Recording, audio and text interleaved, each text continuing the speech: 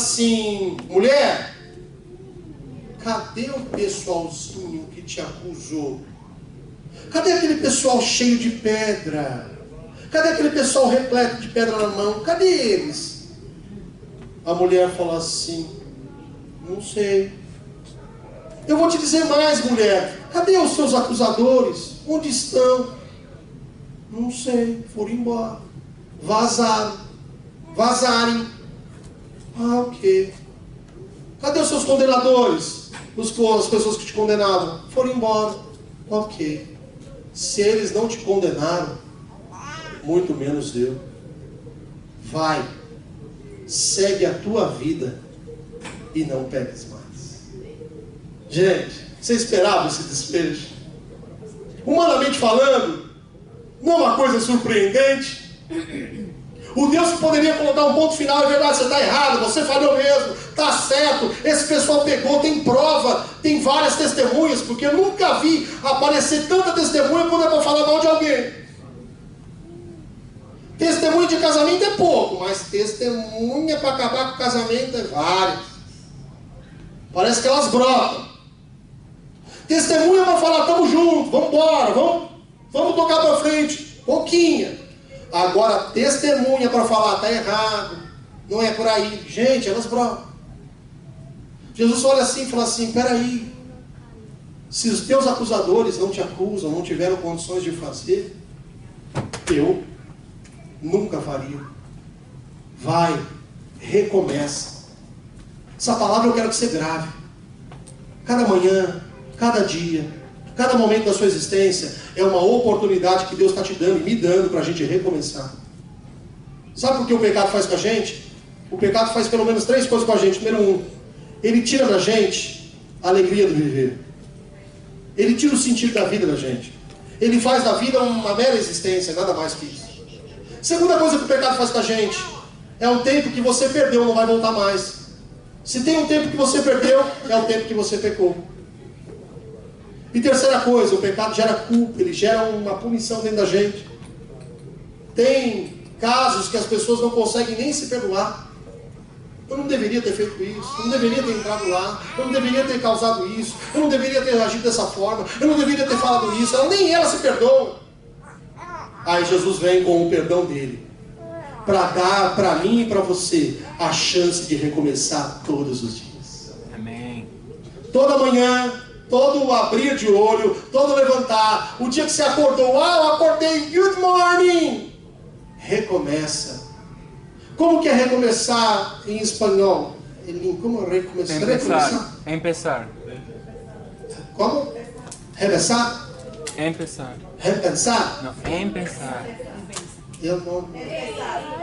Repensar. Não. Amém. Thank you. Faça isso, recomece. Meu Deus. Recomece. Cada manhã, cada dia, cada levantar. Abriu o olho. Uau, plic, o negócio abriu, o zoinho abriu. 2 coisas quando o seu zoinho abrir. Número 1, lembra que ele abriu porque Deus é bom. Porque a vida é um dom de Deus.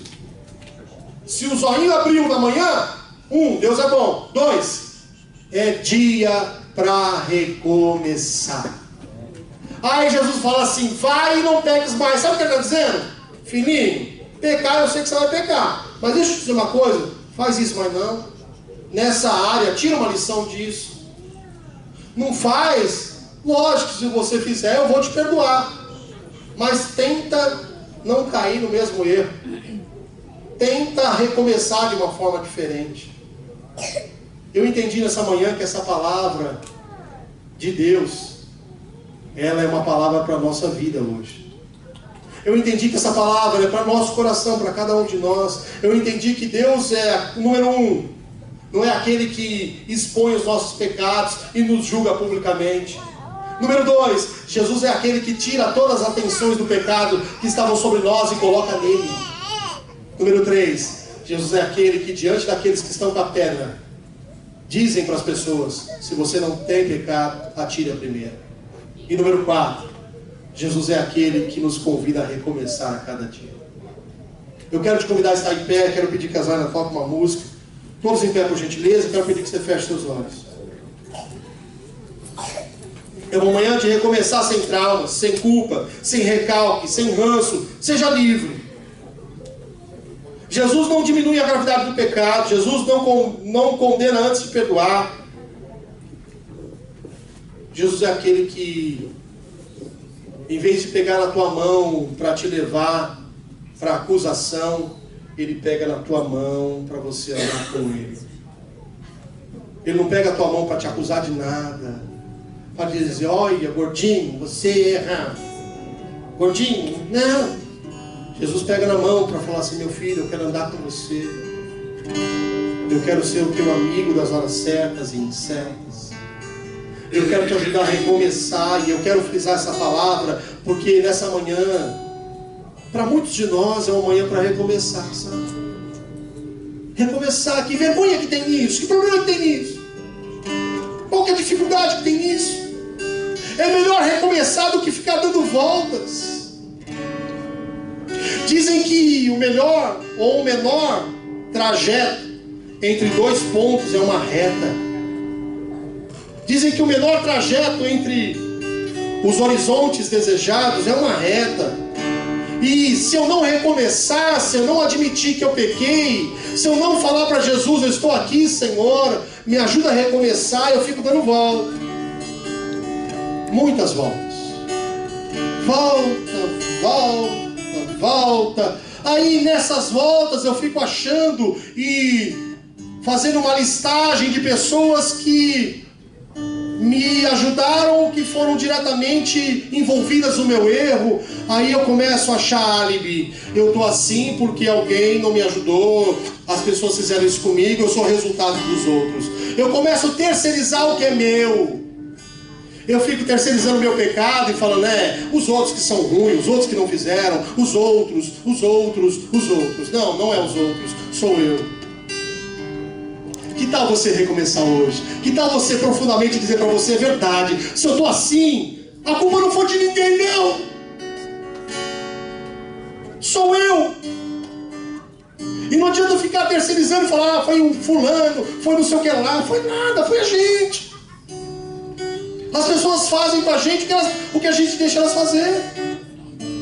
As pessoas entram aonde a gente deixa elas entrar. As pessoas vão onde a gente permite. É uma manhã de recomeçar. Eu quero te convidar a vir à frente. Se você de verdade precisa recomeçar, sabe aquele recomeço?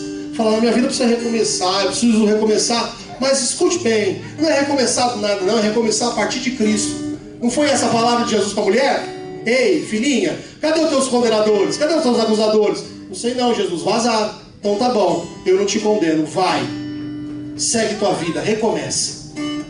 Recomeça a partir de mim. Sabe por que os nossos recomeços não dão certo? Porque a gente quer recomeçar a partir da nossa força, a partir da nossa motivação, a partir da coisa que a gente só pensa com uma carinha diferente. Não, recomece de verdade. Jesus, eu quero recomeçar a partir do Senhor. Hoje, domingo, eu já quero começar a praticar algumas coisas básicas, mas importantes. Eu quero começar a esperar, descansar no Senhor. Eu quero começar a estar mais perto de Ti. Eu quero começar a investir mais tempo. Eu quero mudar comportamentos na minha vida que eu sei que não são bons. Eu quero repensar minha vida, admitir de fato que fui eu. E entender que o Senhor não está me acusando, o Senhor está me ajudando a recomeçar. Todos, por favor, fechem os olhos, por gentileza. E eu quero te convidar a vir à frente. Se essa mensagem falou ao seu coração e você precisa recomeçar, precisa literalmente recomeçar a vida, falar, não, eu preciso recomeçar, eu preciso fazer um restart, um beginning. Eu quero fazer hoje, Jesus, eu quero recomeçar minha vida.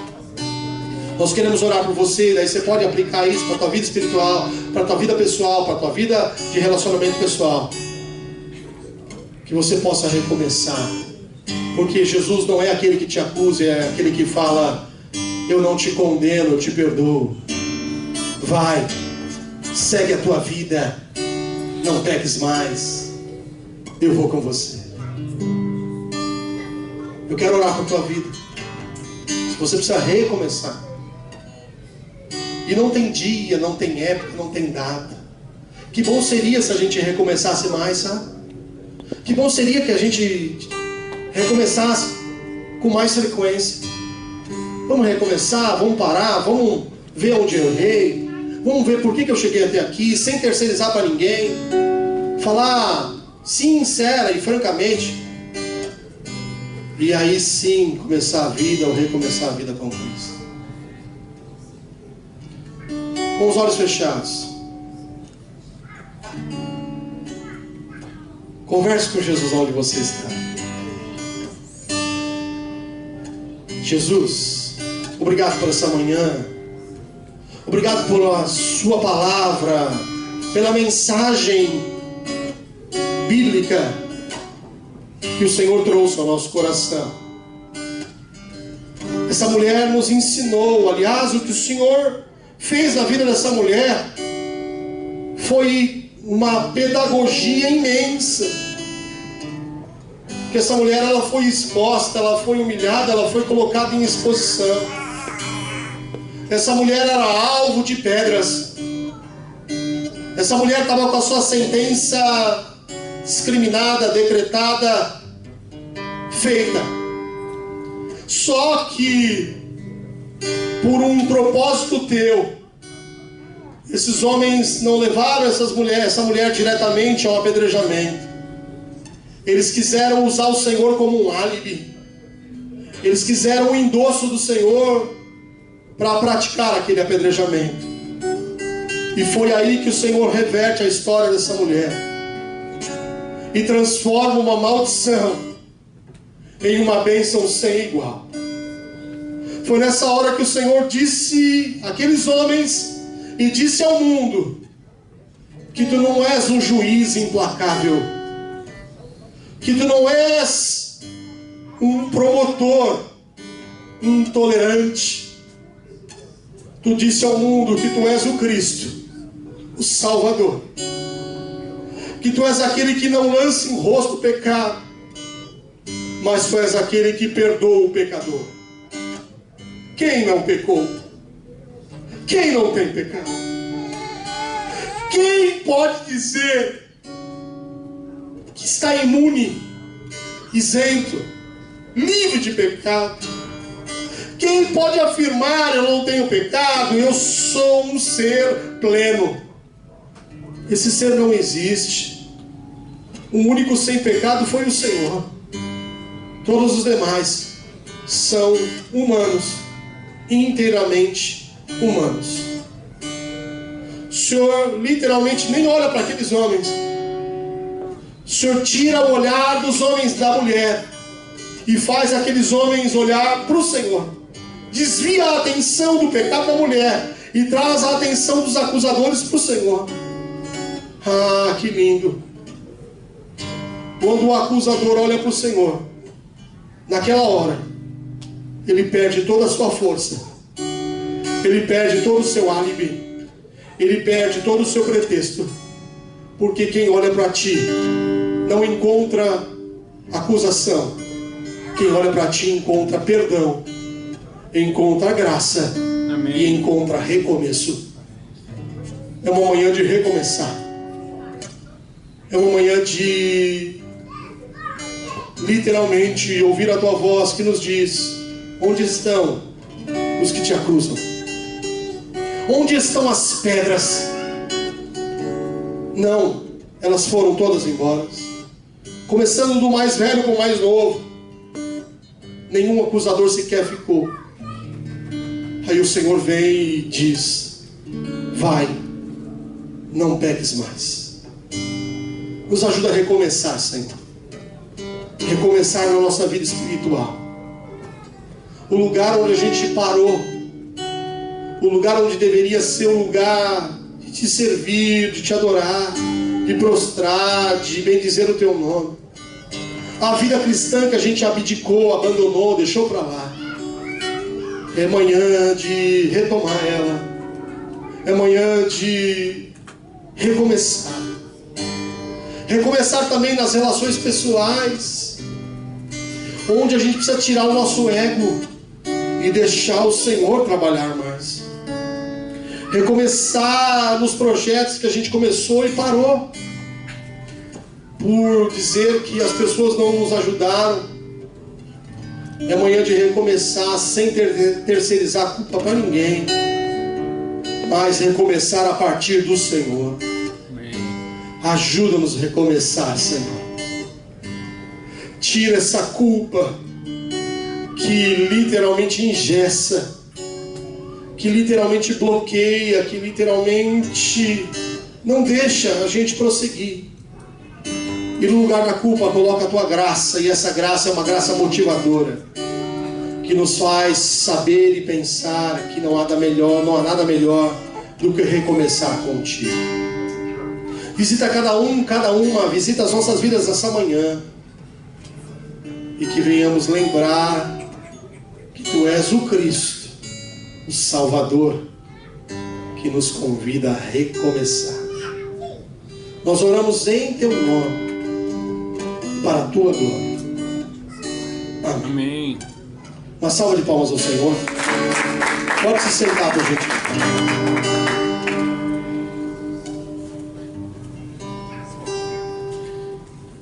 Eu queria dar alguns recados, depois ministrar os dízimos e ofertas.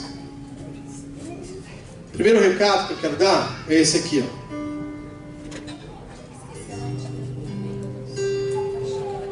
Para quem é da igreja já sabe, para quem não é, vai saber hoje. Nós estamos em campanha para ajudar um menino chamado Pedrinho. Esse menino, ele é um brasileirinho de 2 anos e 3 meses. Ele nasceu sem intestino. E da Ludmila, obrigado, viu? Glória a Deus pela vida de vocês. Sejam bem-vindos. Que bom que vocês vieram. Muito bom. Quero agradecer pela Jess, pelo Ramon, pela family, que vieram lá de Norte Palm Beach, viraram nossos amigos. Thank you so much. Vocês são bênçãos. E agradecer a cada um de vocês. Eu reitero, igreja só faz sentido com vocês. Igreja não é isso, não é isso, não é isso, não é isso, e não é isso, e muito menos isso. Igreja é isso. Gente que Deus ama de forma profunda. Amém. Amém? Vamos lá, a palavra de Deus? Nós vamos refletir, tá? Hoje não vai ser aquela mensagem, uau, aquela explosão. Eu acho que hoje vai ser uma mensagem para a gente pensar, sair daqui refletindo, sair daqui literalmente pensando o que esse texto pode nos ensinar. Eu quero contar para vocês a história de uma mulher que foi literalmente submetida a um tribunal. E não foi um tribunal de Deus, porque o tribunal de Deus é diferente do tribunal dos homens. O tribunal de Deus tem misericórdia, tem complacência. O tribunal de Deus tem graça. O tribunal dos homens não, ele é bem enfático, ele não dá muita chance não. Mas Deus mudou a história dessa mulher. Deus mudou o que foi colocado sobre ela, a sentença que estava sobre ela, Deus mudou. E ela será o personagem para nós essa manhã. Essa mulher será a pessoa que Deus vai usar para falar com a gente, para extrair lições para a nossa vida do dia a dia. Todo mundo encontrou? João 8. João, Evangelho segundo João, capítulo de número 8. Eu vou ler do versículo 1 ao versículo 11. O texto diz assim, todo mundo encontrou, amém? Pode ler? Amém. Jesus, porém, foi ao Monte das Oliveiras. Ao amanhecer, ele apareceu novamente no templo, onde todo o povo se reuniu ao seu redor. Ele se assustou, ou ele se assentou para ensiná-los. Os mestres da lei e os fariseus trouxeram uma mulher surpreendida em adultério. Fizeram-no ficar em pé diante de todos e disseram a Jesus: Mestre, esta mulher foi surpreendida em ato de adultério. Na lei, Moisés nos ordena apedrejar tais mulheres. E o Senhor, que diz? Pegadinha, né? Eles estão fazendo uma pegadinha com Jesus. Eles estavam usando essa pergunta como armadilha, a fim de terem uma base para acusá-lo.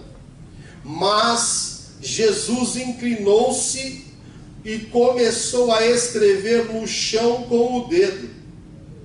Visto que continuaram a interrogá-lo, ele se levantou e lhes disse: se algum de vocês estiver sem pecado, seja o primeiro a atirar pedra nela. Inclinou-se novamente e continuou escrevendo no chão.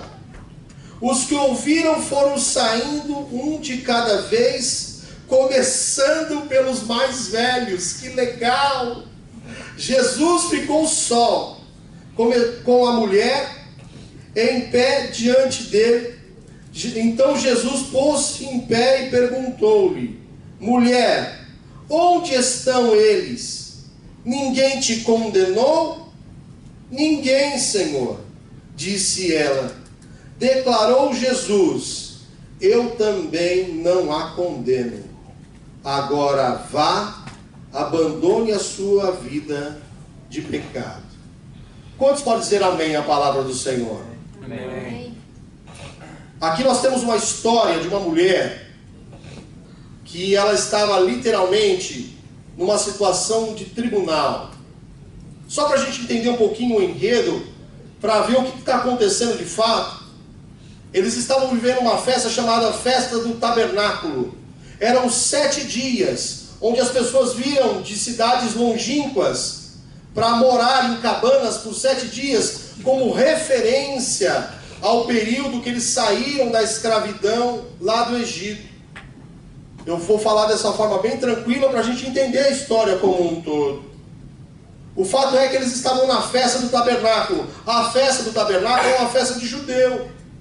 Eles faziam tendas, cabanas, sabe acampar? O acampamento que a gente fez, sei lá, quando a gente era jovenzinho, adolescente, teenager, ou fazemos como adulto. Eles estavam acampando, mas não era um acampamento normal, comum, natural. Era uma festa de 7 dias. Todo mundo pegava a sua cabana, todo mundo pegava a sua tendinha, ia para Jerusalém, colocava a sua tendinha no lugar lá e ficava por 7 dias acampados, a fim de relembrar, de rememorar a história que eles viveram no passado, ou que os seus ancestrais viveram no passado.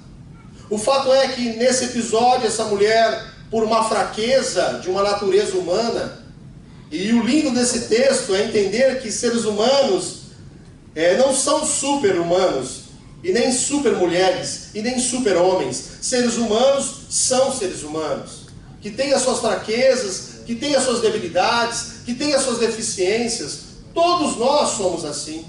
O fato é que essa mulher, ela literalmente se entregou à sua fraqueza, e ela acaba cometendo um adultério. Ela era uma mulher casada, e ela então comete um adultério. E o que me chama a atenção e o que faz a gente pensar nesse texto é que no ato do adultério tinha um pessoal olhando lá, enxergando eles. Tinha um monte de detetive lá no pedaço. Porque tanto é verdade que o pessoal estava enxergando, estava bisbilhotando, estava vendo a vida deles, ou dela em especial, que aqueles homens imediatamente pegam na mão daquela mulher com força, com violência, e levam aquela mulher para perto de Jesus. Enquanto aquela mulher cometia aquele adultério, Jesus estava de volta a Jerusalém, havia descido do Monte das Oliveiras, e volta então a fazer o principal objetivo de seu ministério: ensinar a palavra, ensinar a verdade, falar do Pai, falar do céu.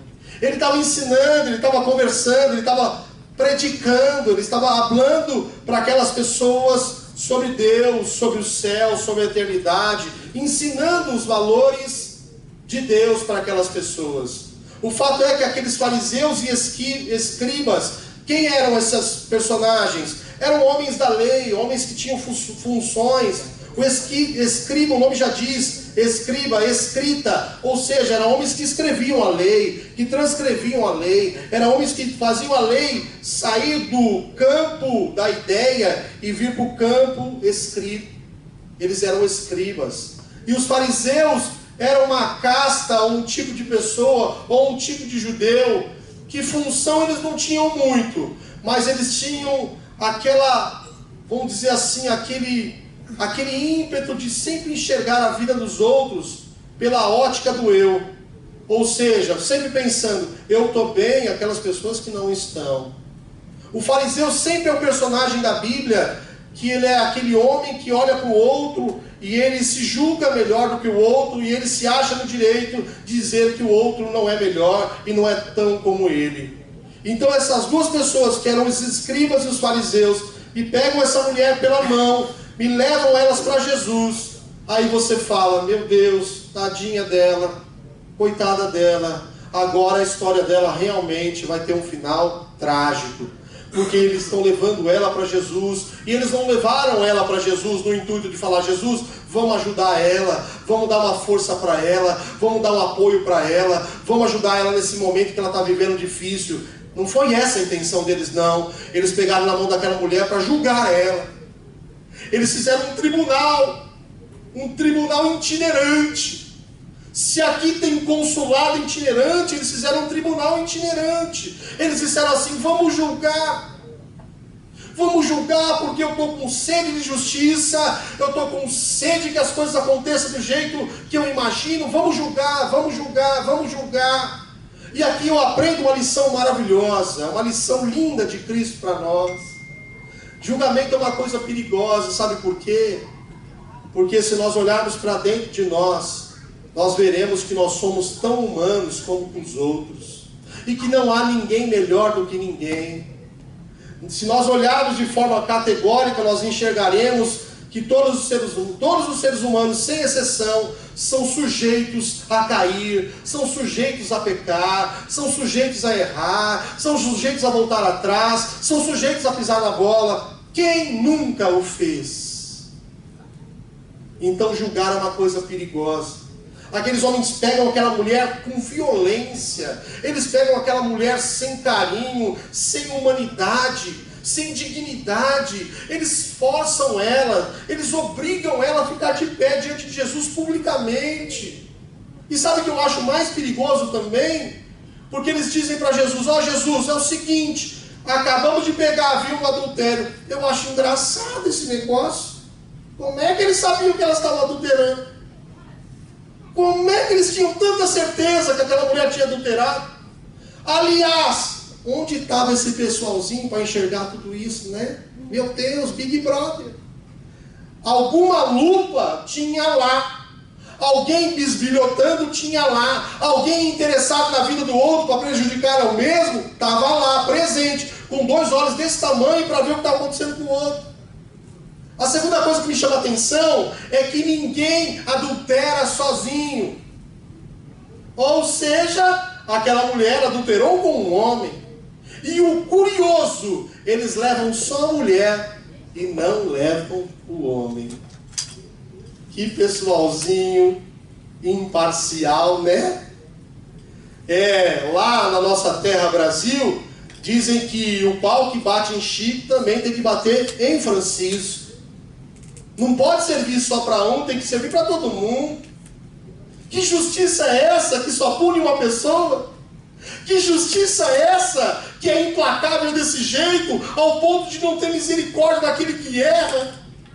Que justiça é essa que não tem misericórdia da pessoa que cometeu um erro, uma gafe, pisou na bola? Que justiça é essa? Que tribunal é esse tão covarde? De pegar uma pessoa ao ponto de falar, ela está errada, ela está errada, ela está errada, ela está errada. Engraçado, o dedo que aponta, não se esquece que tem pelo menos 4 ao inverso. Aqueles homens de forma violenta pegaram aquela mulher, levaram para Jesus, e na mente deles eles queriam 2 coisas. Número 1, eles queriam ter o álibi.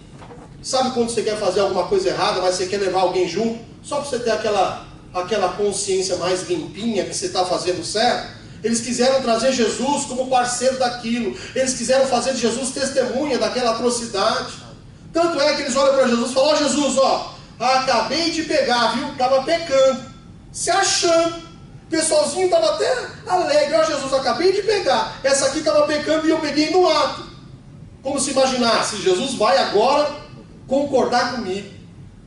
Ele vai assinar embaixo. Ele vai escrever embaixo: não, eu concordo, é verdade, vamos puni-la, vamos colocar no tribunal, já traz bastante pedra para apedrejar mais rápido. Ah, é? Primeira coisa que Jesus faz, não dá nem muita atenção para eles. Jesus literalmente estava ensinando, e ele permanece ensinando, mas aí ele só faz algo diferente disso. Ele ensina escrevendo, e escreve no chão com o seu próprio dedo. Tem um monte de gente que quer entender o que Jesus escreveu. Tem um monte de suposição sobre isso. Teve um teólogo que disse que Jesus está escrevendo uma espécie de sentença. E nessa sentença ele começa a colocar tudo na ordem. É como se ele dissesse assim: vamos lá, passo a passo. Número 1. Onde vocês andavam para conseguir enxergar a vida das pessoas desse jeito? Como é que vocês sabem tanto dos outros e tão pouco de vocês? Como é que você sabe tudo dos outros e tão pouco de você mesmo? Como é que você tem essa avaliação tão profunda dos outros? Aquele é ruim, aquele pecou, aquele é mau, aquele fez, aquele... Nossa, como é que você consegue ter esse relatório tão completo dos outros e de você? O que você fala de você mesmo? É como Jesus dissesse: engraçado, ninguém adultera sozinho. Cadê o homem da história? Por que os senhores só trouxeram uma mulher? Por que os senhores só trouxeram uma pessoa, sendo que duas estão envolvidas nisso? Engraçado, a justiça de vocês é muito imparcial. É muito imparcial. Engraçado, por que vocês estão querendo de forma tão violenta julgar essa pessoa? Jesus literalmente tira a atenção, porque a mulher, lembra, ela estava de pé. Lembra disso do texto? Ela estava de pé, envergonhada, literalmente sendo exposta, literalmente estando sob vergonha, que é uma coisa que Jesus jamais fará com a gente. Se tem uma coisa que ele nunca vai fazer com você, é te expor à vergonha. Se ele for ter que te tratar, ele vai te tratar no particular. Ele vai conversar com você no particular. Porque Jesus também não fala que a pessoa não errou. Se errou, errou. Ele também não fica diminuindo o erro. Ah, você não errou, está tudo certo, foi um equívoco. Não, ele trata erro como erro. Ele trata pecado como pecado. O que ele não faz é expor a gente da forma que aqueles homens exporam aquela mulher. Aí Jesus olha para aquelas pessoas. Não, na verdade não olha. Ele permanece escrevendo no chão. Ele tira a atenção daqueles homens, da mulher. E ele traz a atenção do olhar daquelas pessoas para ele. Isso é lindo, isso é graça. Isso é salvação, isso é Cristo. Ele tirou, ele desviou a atenção, aqueles olhares cruéis, aqueles olhares malignos, aqueles olhares vingativos, justiceiros. Ele trouxe todo aquele olhar para ele. Ele tirou a mulher de cena e ele entrou em cena no lugar dela. Ler essa passagem é pensar na cruz. Ler essa passagem é entender o que Jesus fez lá na cruz do Calvário. Ele tirou a atenção, ele tirou esse tribunal, essa justiça, essa parcialidade de julgamento. Ele desviou tudo isso e trouxe para si. Ele assumiu naquele momento a responsabilidade sobre aquela mulher. Ele trouxe a atenção de todos para ele. Aquele olhar vingativo já não estava mais sobre a mulher, estavam sobre ele. Eles estavam doidos, eles estavam desesperados para ver o que Jesus ia falar. Eles por um minuto esqueceram da mulher. Eles nem lembraram o que a mulher fez, o que ela cometeu, o que ela praticou. Eles nem lembraram disso. Eles pensaram exclusivamente, olharam o que Jesus ia dizer. Jesus faz isso com a gente todos os dias. Sabe por quê? Porque o pecado nos ronda, o pecado está dentro da gente. O pecado é uma coisa que a gente pratica às vezes querendo, não querendo, sabendo, não sabendo. O pecado é uma coisa que está dentro da gente, dentro de cada um de nós. Eu costumo dizer que nessa igreja, onde todos nós estamos aqui congregando, nós gostamos de afirmar que não existe aqui seres acima do normal, acima da média. Eu gosto de dizer que tem todo mundo aqui, são pessoas normais, falíveis, sujeitos a erros, sujeitos a praticar coisas pecaminosas, porque nós somos homens. Jesus tira o olhar, ele tira aquele foco da mulher e traz para ele. Ele faz isso com a gente todos os dias. O pecado nos ronda, o pecado nos cerca, o pecado está dentro da gente. O pecado gera culpa, porque uma das prerrogativas do pecado é fazer o homem se tornar um escravo. Ah, eu errei, eu pisei na bola. A culpa vem. Se tem um chicote que machuca, se tem um chicote que maltrata, se tem um chicote que deixa a gente mal, sabe qual é esse? O chicote da culpa. Aquela coisa que você fica carregando em você. Ah, por que eu fiz isso? Ou por que fizeram isso comigo? Ah, eu não aguento. Sem querer, ou sem perceber, ou percebendo, a gente vai carregando isso. E isso é muito mal para a gente. Deus não quer homens e mulheres que têm um chicote sobre eles chamado culpa.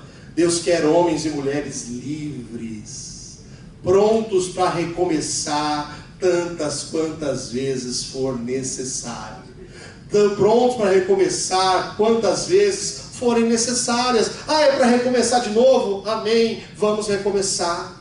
É para partir do zero de novo? Amém, vamos continuar. O que eu não vou fazer é ficar me culpando, é deixar esse pecado me roubar a alegria, porque o pecado é um dos ladrões da alegria. E todo mundo tem pecado, gente.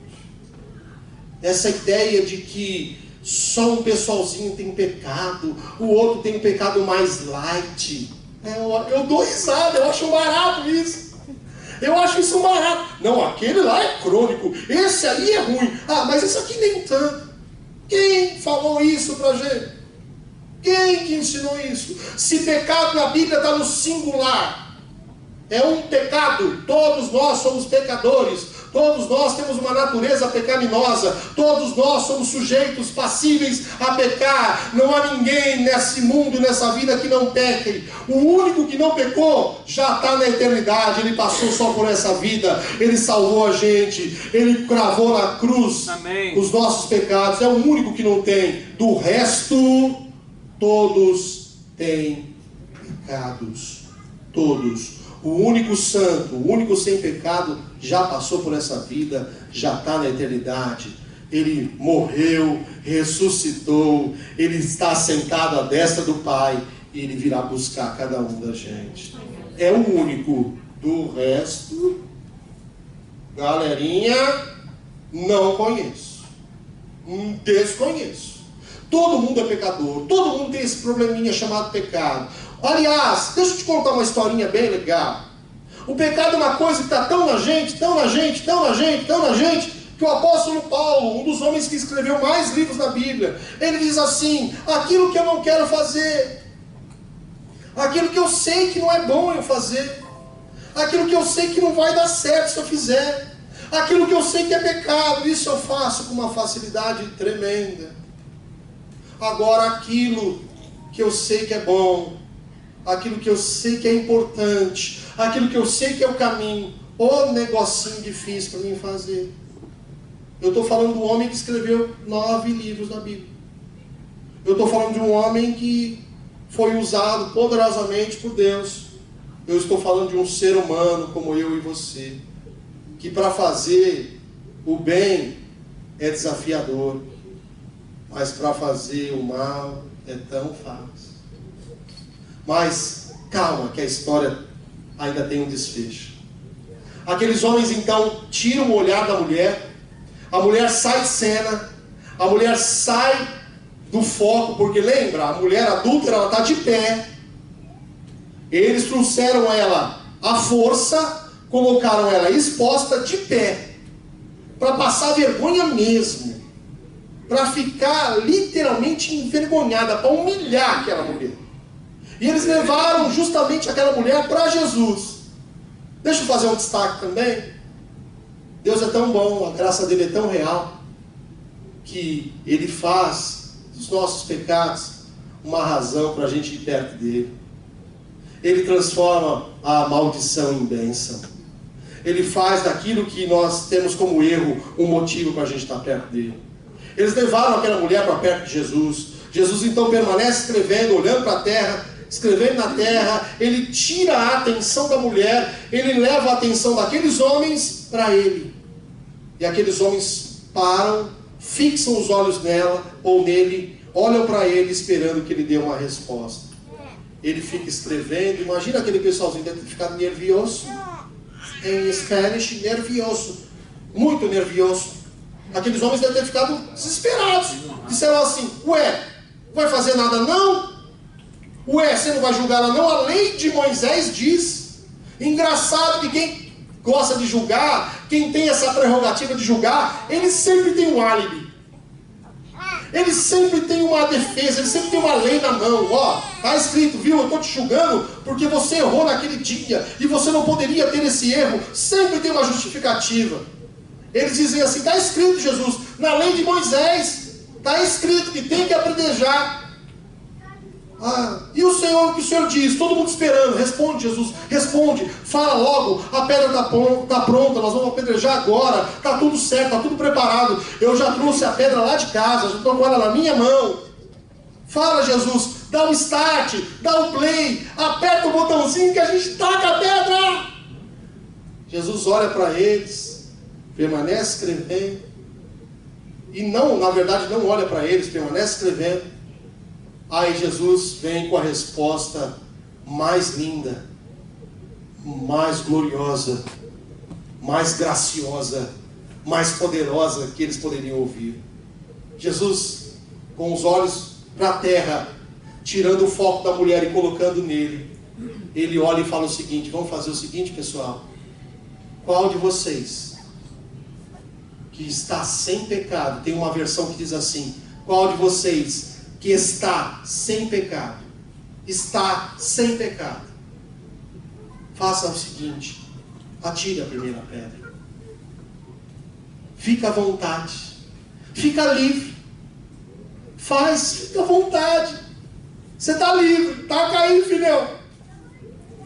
Qual de vocês não tem pecado? Faz o seguinte: pega essa pedra e taca nela. Deixa eu te contar uma história. Pedra na Bíblia é indicativo de natureza humana. Então é verdade que Jesus chama Pedro de pedra.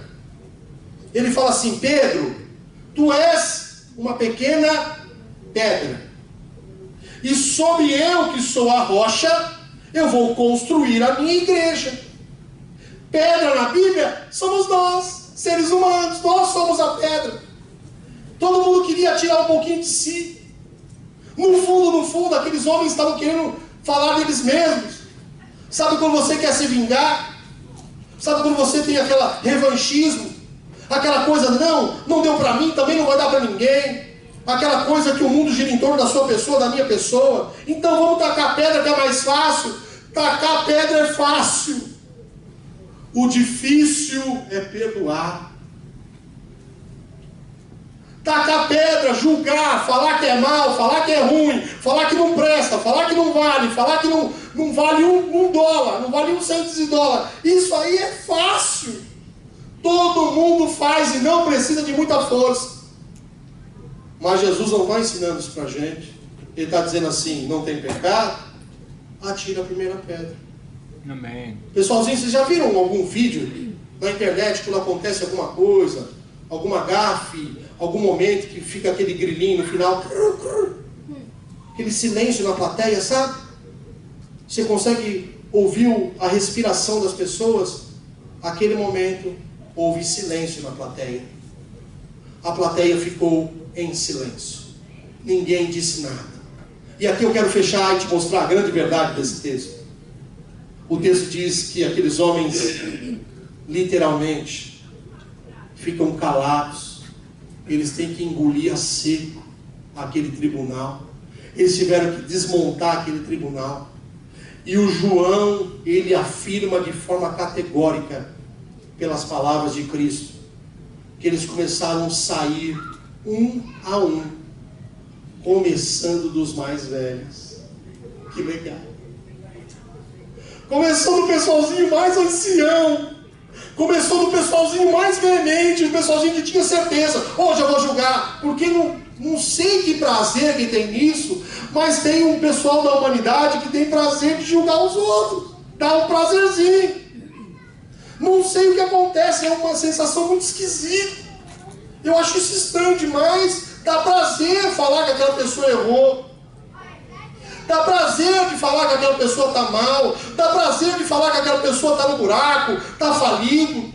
Não deveria ser assim. Nós deveríamos pensar assim: não dá prazer não. Há um Deus que me levantou e vai levantar ela também.